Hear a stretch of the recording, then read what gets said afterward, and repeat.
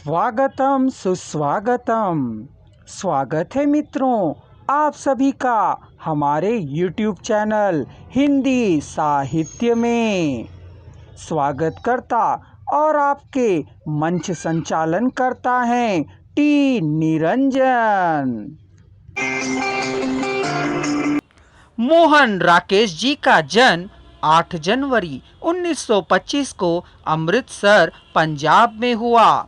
उनके पिता एक वकील थे और साहित्य एवं संगीत में भी बहुत अधिक रुचि रखते थे। पिता की रुचि साहित्य में होने के कारण मोहन राकेश पर भी इसकी छाप पड़ी। मोहन राकेश हिंदी साहित्य के वह महान साहित्यकारों में से एक हैं। इन्हें कहानी आंदोलन का नायक भी कहा जाता है। इनका प्रथम नाटक आषाढ़ का एक दिन है।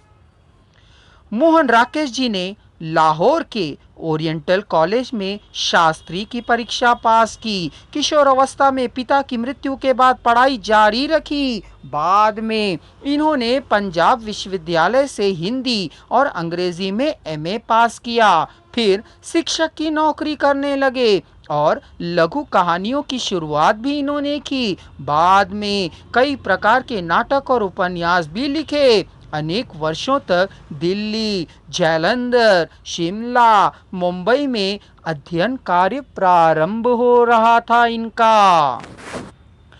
मोहन राकेश जी का भारतीय ज्ञानपीठ के साथ बहुत पुराना संबंध था।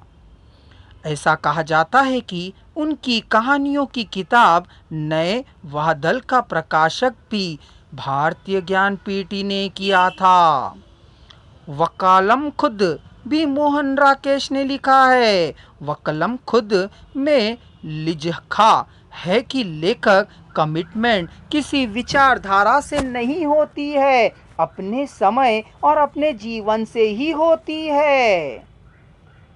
मोहन राकेश जी नई कहानी के कहानीकार माने जाते हैं।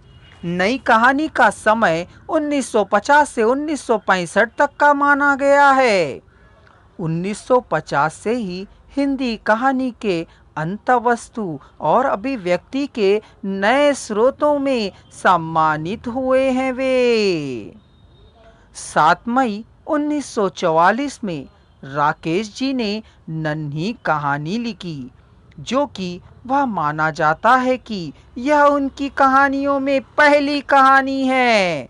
परंतु किंवदंती भी है कि इनकी प्रथम प्रकाशित कहानी भिक्षु है, जो कि सरस्वती में छपी थी। रचना की शक्ति पर राकेश जी का अकारण ही नहीं है। मानवीय नियति ने हमारे भूगोल, इतिहास, हमारी चेतना को लगभग खत्म ही कर डाला था।